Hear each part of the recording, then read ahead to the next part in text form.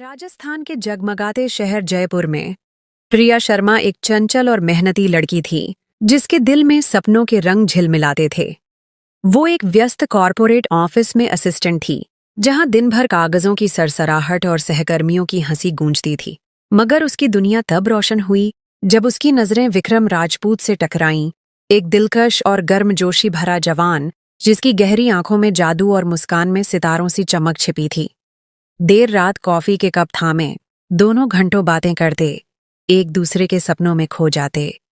प्रिया का दिल गुनगुनाया, विक्रम मेरा राजदार है, मेरी जिंदगी का सितारा। वो रातों को जागकर सोचती, उनके घर की तस्वीर बनाती, एक छोटा सा घर जहां दीवारों पर हंसी की गूंज हो और प्यार का नूर चमके। मगर ये खुशी सबके दिल को न भाई। घर पर प्रिया के माता पिता रवि शर्मा और सुनैना शर्मा इस प्यार के खिलाफ खड़े हो गए। रवि का चेहरा गुस्से और फिक्र से लाल हुआ। प्रिया, ये जमींदार खानदान चंदनपुर के राजपूत अपनी बहुओं को हवेलियों में कैदी सा बंद रखते हैं, जैसे परिंदों के पंख काट दें। उनके रीति रिवाज सख्त हैं, हमारी सादी जिंदगी से मेल नहीं खाते। सुनैना ने रोते हुए हाथ जोड़े। बेटी, मेरी बात मान, ये लोग परंपराओं के पक्के हैं, इनकी दुनिया तुझे जंजीरों में जकड़ देगी। ये गलती न कर, मेरा दिल कहता है तू पछताएगी। आंसुओं ने उनकी साड़ी भिगो दी, मगर प्रिया पर प्यार का भूत सवार था। विक्रम ने तसल्ली दी, प्रिया, मैं तुझे जयपुर में रखूंगा, गांव की पाबंदियों से दूर, बस मुझ पर भरोसा रख। प्रिया ने जिद पकड़ ली। बाबूजी, माँ, मुझे विक्रम से ही शादी करनी है, अगर आप न माने तो मैं भागकर उससे ब्याह कर लूंगी। उसकी जिद ने माता पिता को तोड़ दिया। रवि ने दिल पर पत्थर रखकर शादी कर दी, मगर आखिरी शब्दों में बोले, प्रिया, अब तू हमसे अलग, अपना रास्ता खुद देख। प्रिया का दिल न कांपा। वो विक्रम के संग खुद को राजकुमारी समझती थी, प्यार के झूले में झूलती, आंखों में चमक, दिल में उम्मीद।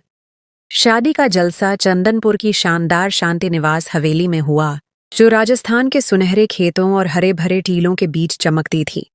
लाल पत्थर की दीवारें, झरोकों से झांकती रोशनी और मंदिर की घंटियां इसे जन्नत का रूप देती थीं। विक्रम के पिता ठाकुर वीरेंद्र राजपूत गांव के सम्मानित सरदार थे। हर सुबह वो अपनी धोती और पगड़ी में मंदिर जाते, हाथ में माला, मंत्र पढ़ते, दिया जलाते और भजन गाते हुए पूजा करते। गांव वाले उन्हें राजा मानते, उनके कदमों में झुकते। ठाकुर साहब देवता हैं, कहते। प्रिया का दिल भी उनकी नेक दिली से भर गया। उसकी सास वैदेही राजपूत ने उसे गले लगाया, बेटी, तू हमारा मान है। कुछ दिनों तक प्रिया खुद को आसमानों पर उड़ती महसूस करती थी। वैदेही बीमार थी और प्रिया ने दिल से उनकी सेवा की, खाना पकाया, दवाई दी, उनके सिर पर हाथ फेरा। ठाकुर वीरेंद्र ने उसकी तारीफ की और प्रिया सोचती, ये खानदान मेरा घर है, विक्रम के साथ जयपुर में मेरी जन्नत बनेगी। मगर किस्मत के साए गहरे हो रहे थे। एक शाम दस्तरख्वान पर जब दाल और रोटी की खुशबू हवा में थी, ठाकुर वीरेंद्र ने विक्रम से कहा, बेटा, प्रिया को यहीं शांति निवास में छोड़ दो। हमारी बहू का फर्ज है कि वो यहाँ रहे, हमारे रिवाज निभाए, खानदान की इज्जत बढ़ाए। प्रिया का दिल पत्थर सा हो गया। गांव की तंग गलियां, पाबंदियों की जंजीरें, ये उसका सपना न था। उसकी आंखों में डर और मायूसी का अंधेरा छा गया। दिल चीखा, नहीं, मैं ये बंधन न सहूंगी। विक्रम के चेहरे पर बादल छाए, मगर ठाकुर साहब का हुक्म सरदार का फतवा था, कौन उसे टालता। विक्रम चुपचाप जयपुर लौट गया और प्रिया शांति निवास में अकेली रह गई। दिल में एक चिंगारी जलती, विक्रम मुझे ले जाएगा बस कुछ दिन। मगर रातों ने उसकी उम्मीद को कुचलना शुरू किया। एक रात गहरे अंधेरे में 12 बजे के बाद प्रिया की नींद अचानक टूटी। ढोल की धम-धम, सारंगी की झनकार और घुंघरुओं की तेज आवाज कानों को चीर रही थी। एक औरत की भड़कती आवाज बेहया गीत गा रही थी, जैसे कोई अंधेरे में बेशर्मी से नाच रहा हो।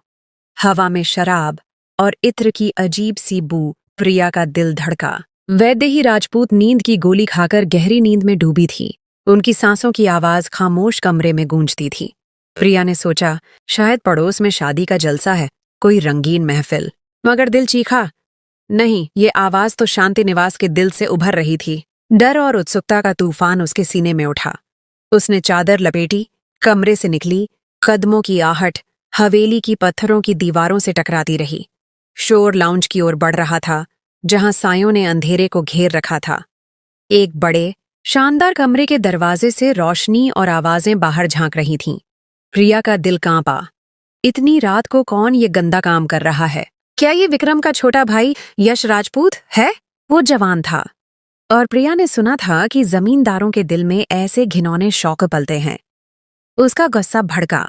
मैं यश को रोकूंगी, ये बेशर्मी बंद करो।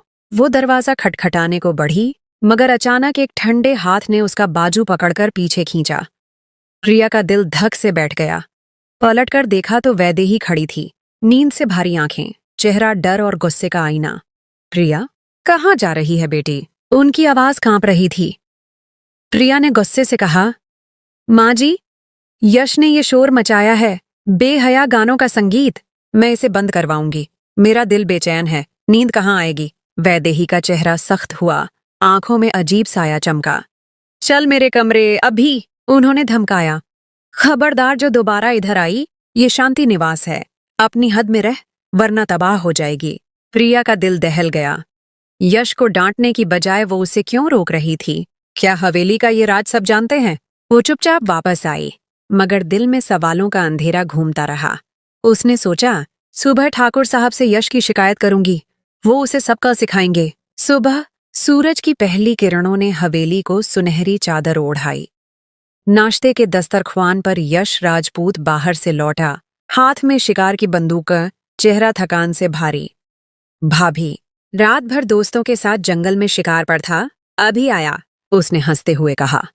प्रिया के होश उड़ गए। विक्रम और यश ही दो भाई थे। अगर यश रात भर बाहर था तो वो शैतानी नाच गाना कौन था? उसका दिल डर से कांप उठा, जैसे कोई राज हवेली की दीवारों में सांस ले रहा हो। वो वैदेही के कमरे गई, जो बीमारी के बावजूद मंदिर से लौटकर पूजा कर रही थी। दिया जल रहा था, भजन की आवाज कमरे में गूंजती थी।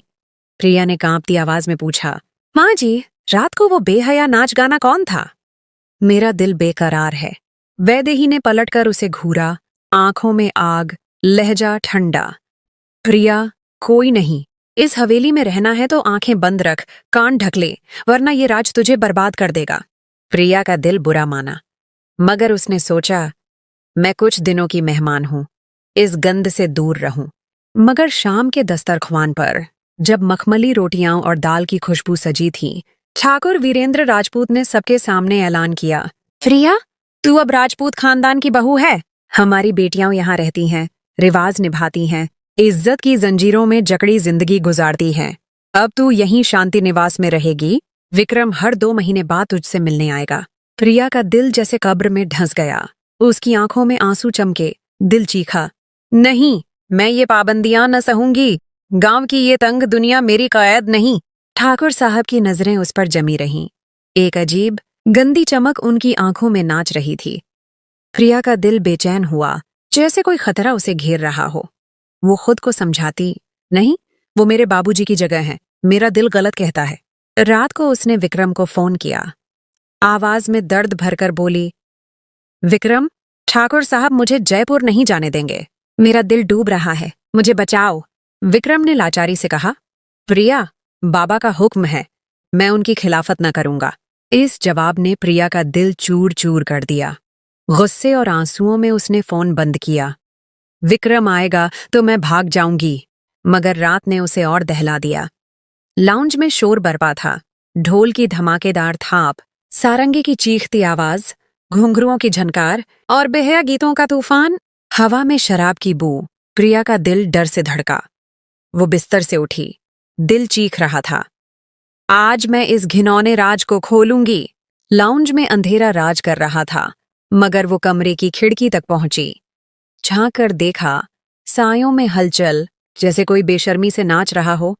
अचानक दरवाजा खुला और प्रिया दीवार से लगकर छिप गई, सांस रोककर, दिल धड़कता हुआ। जो उसने देखा, उसने उसकी रूह को हिला दिया। ठाकुर वीरेंद्र राजपूत, नशे में धुत, लाल आंखें, एक जवान लड़की के कंधे पर बाजू रखे, उसे जकड़कर अपने कमरे की ओर बढ़े। लड़की का हुलिया, चमकता लहंगा, भड़कीला मेकअप बता रहा था कि वो रात की रानी थी। दिन भर मंदिर में भजन गाने वाला, पूजा का दिया जलाने वाला ये शख्स रात को ये शैतानी रूप। प्रिया के दिल में नफरत का लावा फटा। आंसुओं ने गाल भिगो दिए। ये कैसा मुनाफिक है? मेरी इज्जत का क्या होगा? वो वापस सास के कमरे दौड़ी, मगर रात भर नींद न आई। डर और गम उसे कुचल रहे थे। सुबह सूरज की रोशनी भी उसके दिल का अंधेरा न मिटा सकी। वो रसोई में दाल और रोटी बना रही थी। दिल अब भी कांप रहा था। नौकर रामू आया। बहू बेगम, ठाकुर साहब कहते हैं चाय लेकर उनके कमरे आओ। प्रिया का दिल दहल गया। रात का गंदा मंजर उसकी आंखों में नाच रहा था। पहले कभी ऐसी फरमाइश न हुई। वो बेमन से चाय का कप लेकर कमरे की ओर बढ़ी। कदमों की आहट उसके दिल की धड़कन से मिल रही थी। ठाकुर वीरेंद्र पलंग पर लेटे थे, पगड़ी उतारी हुई, नजरें अजीब सी चमक से भरी। प्रिया ने कप साइड टेबल पर रखना चाहा, मगर उन्होंने हाथ बढ़ाया। मजबूरन उसने कप उनके हाथ दिया, मगर अचानक ठाकुर ने उसका हाथ पकड़ लिया। प्रिया का शरीर ठिठक गया, डर से कांप उठी। वो हंसते हुए बोले, तू रात को मेरी जासूसी करती है? हाँ? क्या देखा तूने बहू? प्रिया के होश उड़ गए। उन्होंने उसे देख लिया था। शर्म की बजाय ये ताना। उसने हाथ खींचा, आवाज कांपती हुई, मुझे छोड़ें। मगर ठाकुर ने गंदी शैतानी हंसी हंसी, अरे डर मत, चल करीबा। प्रिया का दिल गुस्से और डर से फट रहा था। वो कमरे से भाग आई। आंसुओं ने उसका चेहरा धो दिया। ये शख्स बहू का लिहाज भी न रखता। विक्रम, मुझे यहां से ले जा, उसने सोचा। दोबारा इस दरिंदे के कमरे न जाऊंगी। मगर रात ने उसे कैद से निकालने की बजाय और गहरे अंधेरे में धकेला। लाउंज में शोर बरपा था। ढोल की धम धम, घुंघरुओं की चीख और बेहया गीतों का तूफान। ठाकुर वीरेंद्र नौकर रामू पर चिल्ला रहे थे, मैं कुछ न जानूं, मुझे नाच देखना है, लाजमी देखना है। इसके बिना मेरी रूह बेचैन, नींद हराम है। प्रिया सास के कमरे में बैठी, दिल धड़क रहा था। वैदेही का चेहरा पत्थर सा था। आंखों में आंसू चमक रहे थे, जैसे सालों का राज छिपाए लाचार हो। अचानक दरवाजा धड़ाम से खुला और ठाकुर वीरेंद्र गुस्से से अंदर आए। आंखें लाल, चेहरा वहशत का आईना। उन्होंने प्रिया को घूरा, जल्दी तैयार हो, नाच कर, मेरा दिल बहला। प्रिया का शरीर झंझना गया, दिल चीखा, ये शख्स पागल हो गया। उसने कांपती आवाज में कहा, ठाकुर साहब, आप होश खो बैठे हैं? मैं आपकी बहू हूं, कोई बाजारू औरत नहीं। ठाकुर का चेहरा गुस्से से भड़क उठा, तू मेरा हुक्म न मानेगी? चल, अभी मेरे दिल को ठंडक दे। प्रिया का खून खौल पड़ा, आंखों में आग भड़की। मैं तुम्हारी गुलाम नहीं। उसने सारा लिहाज भुला दिया। मगर ठाकुर ने उसके बाल पकड़े और वैदेही के सामने उसे खींचते हुए कमरे की ओर ले गए। प्रिया चीखी, माँ जी, मुझे बचाओ, मेरी इज्जत खतरे में है। वैदेही आंसू बहाती लाचार देखती रही, जैसे सालों की लाचारी उसकी जबान का बंधन बन गई हो। नौकर रामू और बाकी नौकरों ने ये सिफाकी देखी, मगर ठाकुर के डर ने सबको पत्थर कर दिया। ठाकुर ने प्रिया को कमरे में पटका। पलंग पर गिरते ही उसकी आंखों ने वहशत देखी। वो दरिंदा था, हवस का पुजारी, जिसके लिए बहू बेटी सब औरत थी। प्रिया का शरीर डर से कांप रहा था, दिल चीख रहा था। मेरी इज्जत मेरा खजाना है, ठाकुर बोला। मेरी कोई बेटी नहीं। तुम जैसी लड़कियां हुस्न से मर्दों को फंसाती हैं। विक्रम को भी तूने ऑफिस में जाल में लपेटा, अब मेरा दिल बहला। ये घिनौने इल्जाम प्रिया के दिल को खंजर सा चीर गए। उसका जी चाहा कि इस मुनाफिक का गला दबा दे, उसकी रूह को झकझोर दे। वो शरीफ खानदान की बेटी थी, उसकी इज्जत, उसका मान। वो भागने को लपकी, मगर ठाकुर ने उसका बाजू जकड़ लिया, दुपट्टा खींचकर दूर फेंक दिया। प्रिया का सब्र टूट गया। उसने ड्रेसिंग टेबल से इत्र की शीशी उठाई और पूरी ताकत से ठाकुर के सिर पर मार दी। वो तड़पा, सिर से खून का फव्वारा छूटा, चीख कर गिर पड़ा। प्रिया के हाथ कांप रहे थे, मगर उसने खुद को संभाला और कमरे से भाग आई। लाउंज के अंधेरे से गुजरती वो मेन गेट तक पहुंची। चौकीदार मंगल सामने खड़ा था। प्रिया ने टूटी शीशी लहराई, शेरनी सी दहाड़ी, दरवाजा खोल वरना तेरी जान ले लूंगी। मंगल डर से कांपा, गेट खोल दिया और प्रिया अंधाधुंध भाग पड़ी। सामने घना जंगल था, अंधेरा उसे निगल रहा था। वो भागती रही, टहनियां उसके हाथ पैर छीलती, खून रिस रहा था। विक्रम पर गुस्सा लावा बनकर उबला, अगर तू अपने बाप की घिनौनी सोच जानता था तो मुझे इस जहन्नम में क्यों छोड़ा? आंसू उसके गाल भिगो रहे थे, दिल चीख रहा था, माँ, बाबूजी, मैंने तुम्हें क्यों ठुकराया? घंटों भागने के बाद पैर शिथिल हो गए, सांस फूल रही थी, गला कांटों सा सूख गया। वो एक बड़े पीपल के पेड़ के साए में रुकी, टेक लगाकर बैठ गई।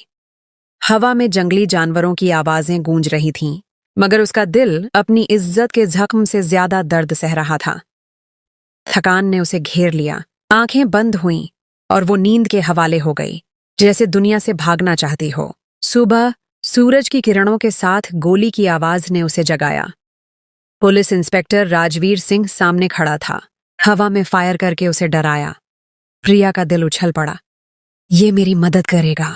वो उठी, कांपती आवाज में सारी कहानी सुनाई, ठाकुर की सिफाकी, उसकी घिनौनी हरकत और अपना बचाव। राजवीर ने उसे सिर से पांव घूरा, चेहरा सख्त। चल थाने। प्रिया उम्मीद से उसके साथ चली। मुझे जयपुर भेज दो, माँ बाप के पास जाना है, मेरी रूह मर रही है। राजवीर ने सिर हिलाया, मगर थाने पहुंचकर उसे एक तंग, बदबूदार जेल में बंद कर दिया। तू ठाकुर साहब के खिलाफ रिपोर्ट करेगी? वो धमकाया। वो हमारे राजा हैं, हम उनके गुलाम। अभी उन्हें बुलाता हूं। प्रिया के पांव तले जमीन निकल गई, दिल डर से कांप उठा। उसने राजवीर के सामने हाथ जोड़े। मुझे इस दरिंदे के हवाले न करो, मेरी इज्जत बचाओ। आंसू उसके चेहरे पर मोती बनकर गिर रहे थे, मगर राजवीर का दिल पत्थर था। रात के अंधेरे में वो इंस्पेक्टर जेल में दाखिल हुआ। प्रिया ने चीख कर मिन्नत की, मुझे जाने दो, मेरी माँ की दुआएं मुझे बचाएंगी। मगर उस दरिंदे ने उसकी इज्जत को पामाल कर दिया। प्रिया की चीखें और सिसकियां उस तंग कोठरी में गूंजती रहीं, मगर रहम का नामो निशान न था। उसने मुकाबला किया, हाथ पैर मारे, मगर वो वहशी उसे थप्पड़ों और मुक्कों से कुचलता रहा। सुबह उसे जंजीरों में जकड़ दिया, चेहरे पर नीले निशान, होंठ से खून रिस रहा था, बाल बिखरे, शरीर जख्मों से चूर। वो घुटनों में मुंह छिपाए रोती रही। काश मैंने बाबूजी की बात मानी होती। माँ के आंसू मेरी हिफाजत थे। घर से सुरक्षित कोई जगह नहीं। उस पर ठाकुर वीरेंद्र के कत्ल का इल्जाम लगा। वो शीशी के वार से मर चुका था।